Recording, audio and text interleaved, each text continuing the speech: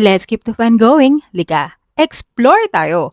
First time namin dito at alam niyo naman kapag buffet, automatic titikman natin lahat at wala kaming plano mag-diet. Kasi paano ka naman magda-diet kung ganito kadami yung food na nasa harap mo, di ba? Ang daming choices, ang daming temptation. Pero before we go crazy sa mga pagkain dito, we'll find out kung sulit nga ba ang binayaran namin.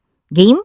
Tara! Ang pinaka-pro talaga for me, sobrang dami ng choices. Although hindi lahat ng dishes winner, kaya kailangan talaga marunong kang pumili. Maraming pwedeng tikman, perfect kung mahilig kang mag-explore ng different dishes. Medyo overwhelming yung choices kasi hindi mo alam kung ano yung uunahin mo. Some dishes may be a hit or miss at hindi lahat na natikman ko magiging favorite. Hindi lahat ng food pare-pareho ng quality. May standout dishes, may okay lang. Pero kung foodie ka at gusto mo ng maraming choices in one plate, this is definitely a place to explore. Nagustuhan ko yung wide selection nila. The variety feels reasonable for the price, especially kapag may promo. Marami din silang dishes na masasarap at satisfying, pero syempre, hindi lahat perfect at consistent yung lasa.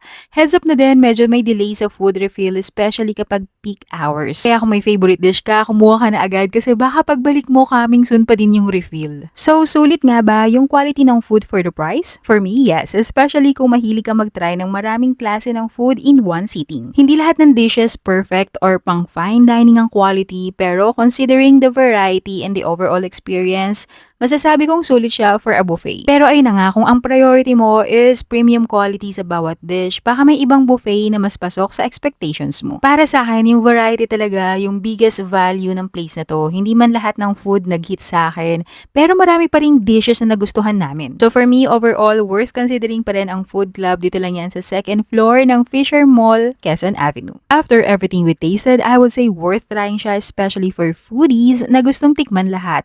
Pero manage your expectations kung ang priority mo is premium quality sa bawat dish. For the ambience, spacious naman yung place and comfortable yung overall setup, busy and maingay na siya kapag maraming families and big groups. Expect nyo na rin na may long queues na, especially when crowded and during peak hours. Last points din yung mga staff, masayahin at super friendly nila kahit busy ang buffet, good vibes pa rin and willing silang tumulong. And that's a wrap sa food trip namin dito sa food club. Overall, we enjoyed the experience. Ikaw naman, ano ang unang kukunin mo sa buffet? Comment down below and don't forget to follow for more food trips. So, ito try mo ba ang food club? Tag mo na yung food buddy mo at explore na kayo dito.